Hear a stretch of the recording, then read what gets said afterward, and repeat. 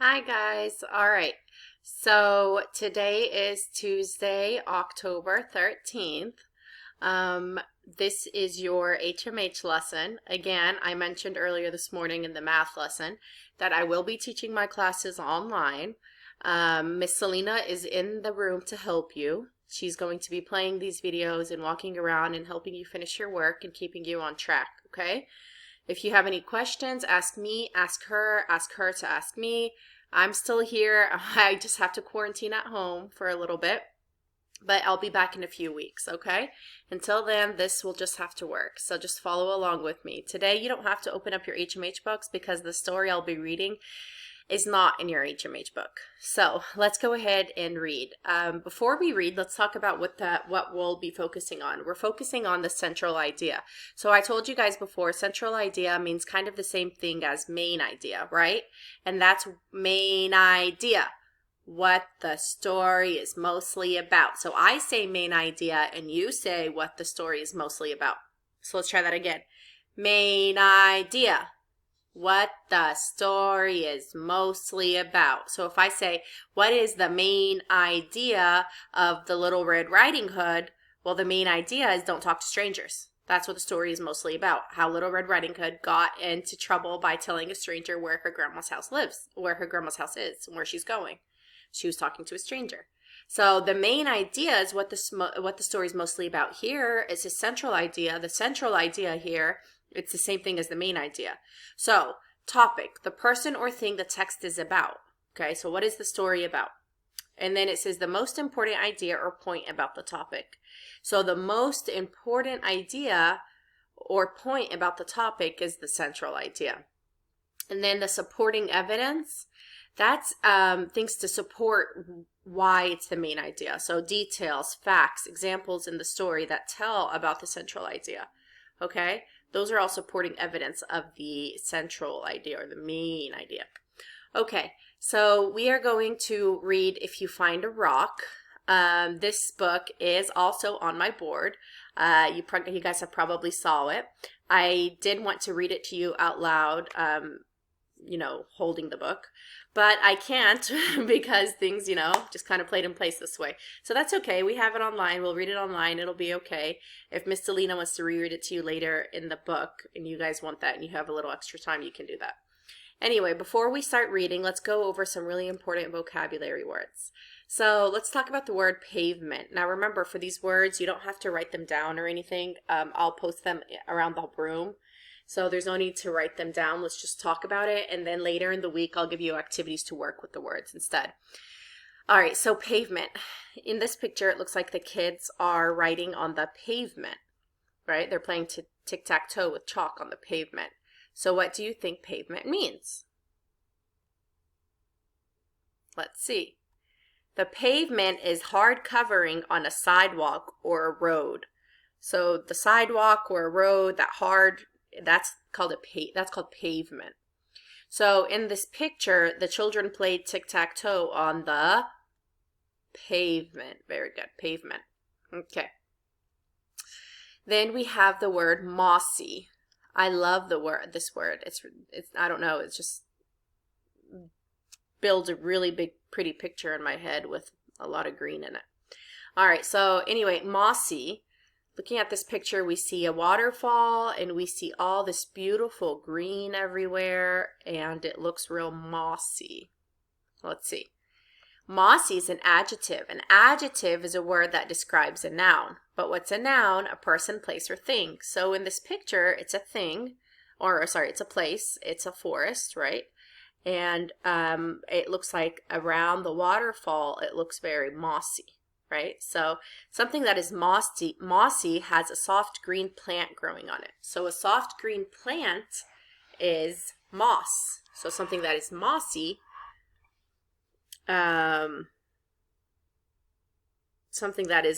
has soft green plant growing on it.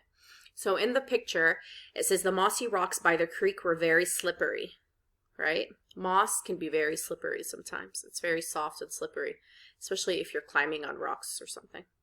All right. Outstretched. the boy looks like he's outstretching his hands. He's stretching them out towards him, just, really stretching his hands, outstretched. So we know stretch means like to stretch, to move your body, right? To really stretch your body, to pull your body in different ways. That's stretch. Outstretched means to, something that is outstretched is spread out as far as it can go. So stretch, outstretch, as far as it can go, as high as it can go. Stretch, outstretch. So in the picture, I guess this kid's name is Ethan. Ethan's outstretched hands felt the cool wetness of the creek. He had to outstretch his hands so he could feel the water without falling in, right? On the mossy rock. Look at the rock underneath him. It's mossy. It's full of that green moss. And he outstretched his hands. Okay, let's go on. We have just one more. Scoop. Scoop. That's a pretty picture. That water is very clear. This girl or this kid is scooping water out. Scoop. So are their hands like this? No. Are their hands like this?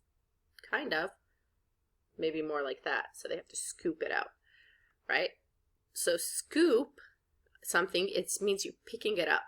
So I use my hands to scoop up water from the creek. Scoop. She's trying to pick up water from the creek. Take the water out of the creek. She's scooping the water out. Okay, so moving on.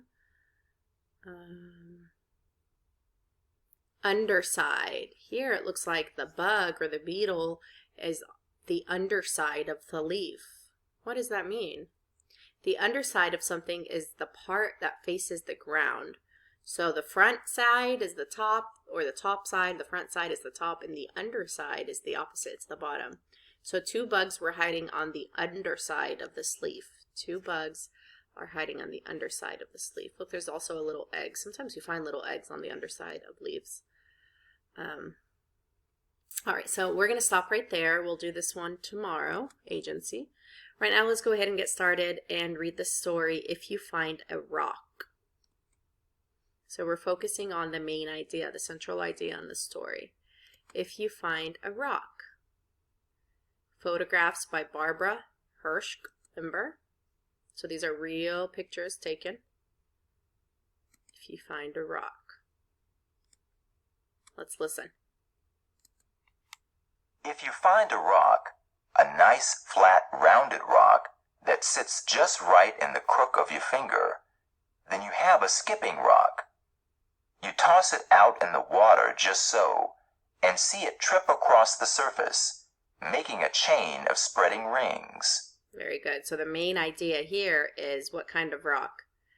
A skipping rock, right? That's the main idea. That's a central idea here. The skipping rock. All right. Let's keep going. Maybe you find a soft white rock, a rock that feels dusty in your fingers. Then you have a chalk rock, and you use it to make pictures on the pavement. So he's using a chalk rock. So the main idea here is chalk rock. And then it gives us supporting details because it's talking about what the chalk rock can do. And that's our supporting details. You can write on the pavement with it. It feels soft and white. It feels dusty, right?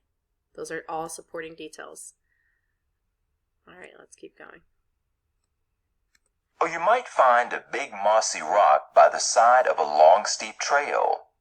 Then you have a resting rock. And as you sit down, you feel the cool moss squish beneath you. So this cool moss. So the moss feels kind of cool and it's squishy, right? It's squishy and slippery. All right. So what is the central idea on this page? The what rock? Mossy rock, or the big mossy rock, right? All right. Then again, you might find a rock with a stripe running all the way round it. Trace the line with your finger. It must circle all the way. You have a wishing rock, and you whisper what you want before you throw it. So this is a wishing rock. That's a pretty rock. Main idea is the wishing rock. And then it says what you can do with it. You can whisper to it. Make a wish. All right, let's keep going.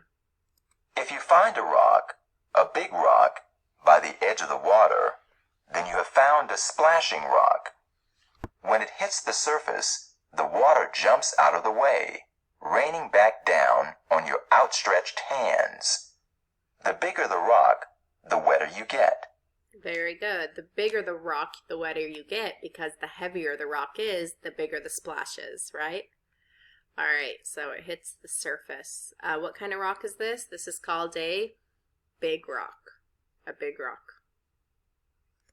And she outstretched her hands to throw that rock so she doesn't fall in. All right, let's keep going. Maybe you find a pile of small rounded pebbles. Then you have found sifting rocks, and you can scoop up a handful and let them slide slowly through your fingers. So sifting, look, it kind of tells us what sifting is. It means putting them in your hand and doing like this and letting them fall in between your fingers, right? You're sifting those rocks. You're trying to find anything that might be between them. So this is what is the main idea on this page? The rounded pebbles. And what did the author call those kinds of rocks? She called them the sifting rock, right? All right, let's keep going. Or you might find a rock whose water-smooth surface catches your eye. If it feels easy in your hand when you rub it, then you have found a worry rock. You rub it between your fingers, and your troubles are smoothed away. All right, so what kind of rock is that? That's the water-smothered surface. Catches your eye, feels easy when you have found it. It's called the worry rock. The worry rock. When you're worried, you can rub it, and then maybe you'll feel a little less worried. All right, let's keep going. Then again, you might find a rock sitting in a grassy field. Push it over. You have found a hiding rock, and in the cool, dark underside live all kinds of things that creep and crawl and hide out of sight. And that's the sitting in a grassy field. What kind of rock is that? You might find what kind of rock? A hiding rock. Very good. A hiding rock. Because what hides under it? Bugs, right? Very good. All right, let's keep going.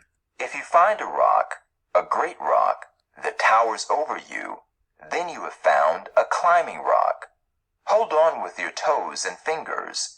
Grip hard as you stretch up and pull until you reach the top, where you feel much grander than you did on the ground. Grander means greater or bigger. So when you're on this big rock, you feel bigger.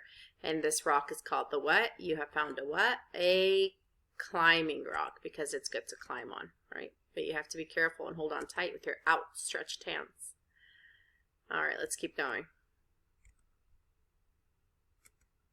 Maybe you will find a twisting line of rocks sticking up out of a creek. Then you have found crossing rocks, which wait to meet your feet as you pass over the water rushing away all around you. And that's called the crossing rocks, because it helps you do what? It helps you cross the river, or cross, the body of water, whatever it may be. All right, let's keep going. Or you might find a rock with the print of something else, a leaf or a shell. Then you have found a fossil rock, and you feel the shape of something that lived long, long ago when the rock was young. And that's called a fossil rock. How many of you guys have found a fossil rock before? Yeah, it's pretty cool. I love finding fossil rocks because then you can see what aged underneath it. What was that? All right, let's keep going. Then again, you could find a small rounded rock right in front of your toe as you go down the sidewalk. You have found a walking rock, and you kick it ahead of you and let it lead you home. Why do you guys think this is called a walking rock? Because it follows you home, right? You and the rock are kind of walking together. Not really, but you're kicking the rock to where it stays with you, right? All right. Let's keep reading. If you find a rock that's not a skipping rock, or a chalk rock, or a resting rock, or a wishing rock that's not a splashing rock, or a sifting rock, or a worry rock, or a hiding rock, that's not even a climbing rock, or a crossing rock, or a fossil rock, or a walking rock, but you like it anyway because it reminds you of a place, or a feeling, or someone important, then you have found a memory rock. And sometimes those are the best rocks of all. So over here, they're mostly talking about the memory rock. So the memory rock has nothing to do with any of the other rocks we read about. It's just a rock that reminds you of a special moment, right? How many of you guys have a memory rock? I have a memory rock. I went to Lebanon one year, and we were on the beach in Lebanon, and I found this really beautiful big rock, and it was white, and it was so soft and pretty, and it shines in the light. It was so shiny, kind of like it had glitter on it. And I loved that rock so much, and I loved that country so much that I could not leave it behind. And it was a heavy rock, but I still brought it back with me. I put it in my suitcase and brought a rock back with me because it reminded me of a special place. That was my memory rock. Okay. So all kinds of beautiful rocks in this picture. Very good. So what was the central idea or the main idea of the story? It was different kinds of rocks, right? The story was about different kinds of rocks and how those rocks, what those rocks are called and why, right? So what I want you to do is in your reading notebooks, I want you to write about a connection you've made to one of these rocks. So is it a text-to-self connection, a text-to-text, a text-to-world? So maybe a text-to-text connection would be like if you can, like for example, they talked about the fossil rock. If you read about fossils and different kinds of rocks and how things form inside of them, then you just made a text-to-text connection. This story reminded you of a time you read a story about fossils. Or you could talk about text-to-self. You could say, I've had a memory rock before. And that rock reminds me of a time when okay. Or you can say it's a text to world. This, let's see, like the climbing rock. Yeah, once I went hiking and there was a huge climbing rock that I also climbed up.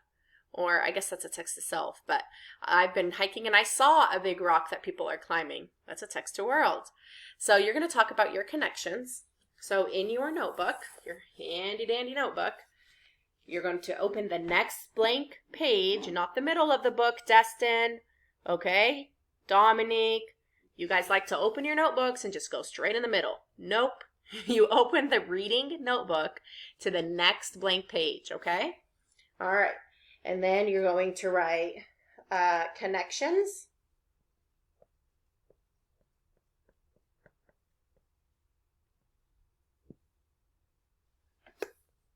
Okay? And then you're going to write what kind of connection you made.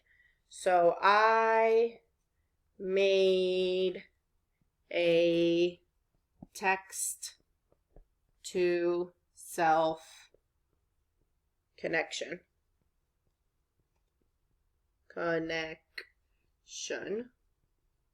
Period. And then tell me about that connection. Okay? So I made a text to self connection. I connected to the memory rock. I had a memory rock before, so I can say I connected, and no, you're not going to write this down because this is my connection. Okay, this is just an example. I connected to the memory rock because, and then I'll talk about my connection, because I found a memory rock when I was on vacation once to Lebanon. All right, and then I'm going to write about my connection.